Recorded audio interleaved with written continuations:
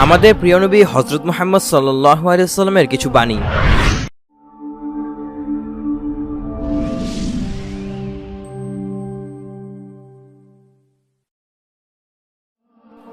কোনো ব্যক্তি সে পর্যন্ত মৃত্যুবরণ করবে না যে পর্যন্ত না তার ভাগ্যে লিখিত শেষ খাদ্যকণাটুকু আহার না করে। যে ব্যক্তি শবে কদরের রাতে ইবাদতে দণ্ডায়মান থাকে তার অতীতের সব গুনাহ মাফ হয়ে যায়। যে ব্যক্তি শবে কদরের কল্যাণ ও বরকত থেকে বঞ্চিত থাকে সে প্রকৃতই বঞ্চিত ও হতভাগ্য। আমি তোমাদের বেলায় সবচেয়ে ভয় করি ছোট শিরককে। ছোট শিরক হলো রিয়া, অর্থাৎ লোক দেখানো ইবাদত। শেষ বিচারের দিন যখন আল্লাহ পাক মানুষকে তাদের সৎকর্মের পুরস্কার দিবেন, তখন তিনি লোক দেখানো ইবাদতকারীদের বলবেন, তোমরা সেই লোকদের নিকট যাও দুনিয়াতে যাদের দেখানোর জন্য ইবাদত করতে, এবং দেখো তাদের কাছ থেকে কোনো পুরস্কার পাওয়া যায় কিনা। তোমরা মৃত্যু সম্পর্কে যেমন জানো, পশু পাখিরা যদি তদ্রূপ জানতে পারত তবে মানুষেরা কখনো মোটাতাজা পশু পাখির মাংস ভক্ষণ করতে পারত না। যে ব্যক্তি জুমার দিনে সূরা কাহফ পাঠ করবে, কিয়ামতের দিন তার জন্য আরশের নিচে আসমান সমান উঁচু একটি নূর প্রকাশ পাবে, যা দ্বারা হাসরের ময়দানে তার সকল অন্ধকার দূর হয়ে যাবে, এবং গত জুমা থেকে এ জুমা পর্যন্ত তার যত গুনাহ সব মাফ হয়ে যাবে। গোপনে দান খয়রাত আল্লাহর ক্রোধকে নিবারণ করে। বান্দা গোপনে কাজ করলে আল্লাহ তা গুপ্ত খাতায় লিখে রাখেন। পরে বান্দা যদি তা প্রকাশ করে তবে আল্লাহ তাকে গোপন খাতা থেকে মুছে প্রকাশ্য খাতায় লিখেন। তারপর বান্দা যদি তার সে কাজের কথা আরও প্রকাশ করে, আল্লাহ তার নাম প্রকাশ্য খাতা থেকে মুছে রিয়ার অর্থাৎ লোক দেখানো খাতায় লিখে দেন।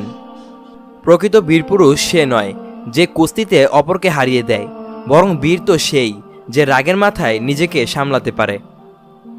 তোমরা হিংসা করো না, কেননা হিংসা নেক আমলকে এমনভাবে খেয়ে ফেলে যেমন আগুন কাঠকে পুড়িয়ে ছাই করে দেয়। তোমরা ভাইয়ের বিপদে আনন্দিত হইও না, কেননা এতে আল্লাহ তার ওপর রহম করবেন আর তোমাকে ওই বিপদে ফেলাবেন। যে ব্যক্তির আমানতদারি নেই তার ঈমান নাই, আর যে ব্যক্তি চুক্তি রক্ষা করে না তার দিন নাই। যখন তোমরা কোনো ব্যক্তিকে নিয়মিত মসজিদে যেতে দেখো তখন তার মুমিন হওয়ার ব্যাপারে সাক্ষ্য দাও। যে ব্যক্তি আজান শুনে ওজর ছাড়া মসজিদে না গিয়ে একাকী নামাজ আদায় করল তার এ নামাজ কবুল হবে না। লোকেরা বলল, ওজর কি? মুহাম্মদ সাল্লাল্লাহু আলাইহি সাল্লাম বললেন, ভয় ও রোগ। এছাড়া ক্ষুধার্ত ব্যক্তির সামনে খাবার আসলে ও প্রস্রাব পায়খানার বেগ হলে ওজর হিসাবে ধরা হবে। সবচাইতে নিকৃষ্ট চোর হচ্ছে যে তার নামাজ চুরি করে। নামাজে চুরি করা হলো রুকু ও সেজদা ঠিক মতো না করা।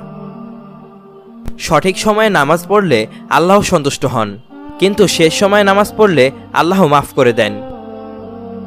তুমি যখন নামাজে দাঁড়াবে তখন এমন ব্যক্তির ন্যায় নামাজ পড়বে যে ব্যক্তি দুনিয়া থেকে বিদায় নিচ্ছে।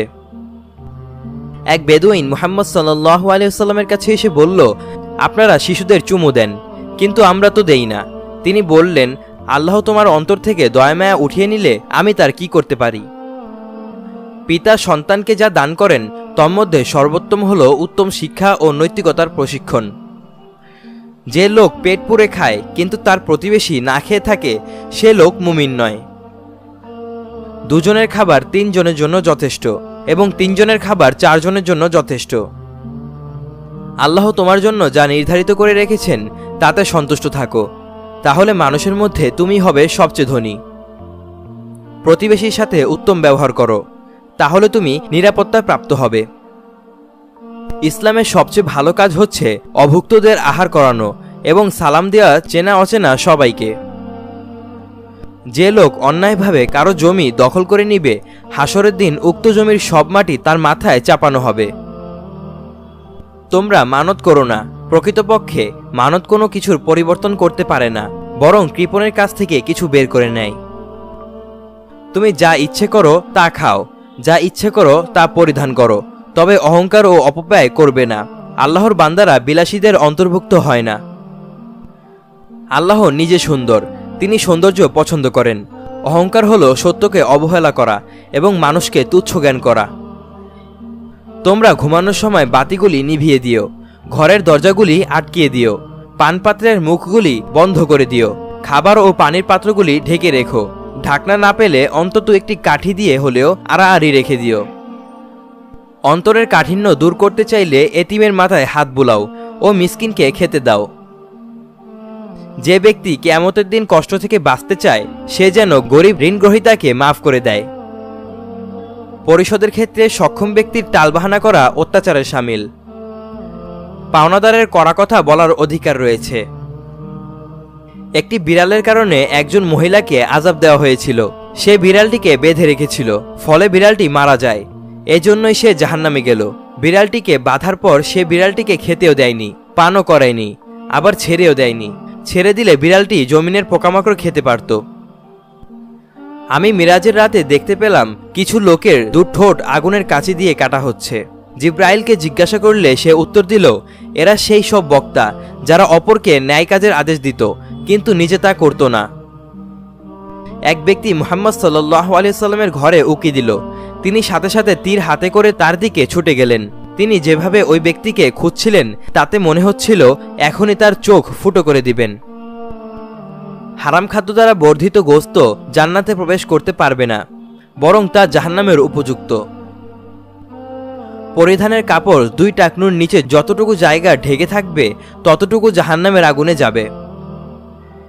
মিরাজে গিয়ে আমি দেখতে পেলাম কিছু লোকের নখগুলি তামার। তারা তাদের মুখ ও বুক খামচাচ্ছিল। এরা মানুষের গোশত খেত, অর্থাৎ গীবত করত এবং তাদের মান ইজ্জত নিয়ে খেল তামাশা করত। নিশ্চয় গীবতের ক্ষতিপূরণ হলো তুমি যার গীবত করেছ তার জন্য মাগফিরাত চাইবে আর দোয়া করবে, হে আল্লাহ, তুমি আমাদেরকে ও তাকে মাফ করে দাও। কোনো ব্যক্তির মিথ্যাবাদী হওয়ার জন্য এতটুকুই যথেষ্ট যে সে যা শুনে তাই বলে বেড়ায়।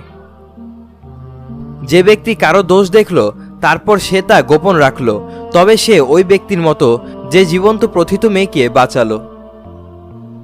নেকি হলো উত্তম চরিত্র, গুনাহ হলো ওই কাজ যা করতে গেলে তোমার মনে খটকা লাগে। কোনো মানুষ জেনে ফেলুক তা তুমি চাইবে না। স্বামীর আত্মীয়রা মৃত্যু সদৃশ্য, অর্থাৎ তাদের সাথে পর্দা করা কতটা জরুরি তা বোঝানো হয়েছে। দুনিয়া সম্পদে পরিপূর্ণ এবং এর মধ্যে উত্তম সম্পদ হলো চরিত্রবান নেককার স্ত্রী। যে লোক জাহেলি অর্থাৎ আইন কানুনের দিকে মানুষকে ডাকে সে জাহান্নামের লাকড়ি হবে, যদিও সে নামাজ আদায় করে, রোজা রাখে এবং নিজকে মুসলিম বলে পরিচয় দেয়।